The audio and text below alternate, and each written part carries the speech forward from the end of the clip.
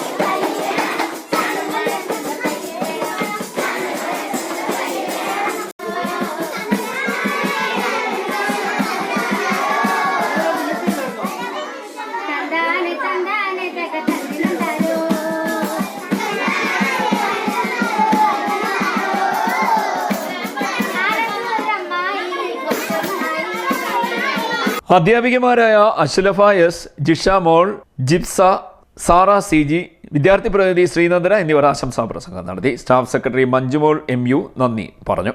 CDNet news, Kayamkulam.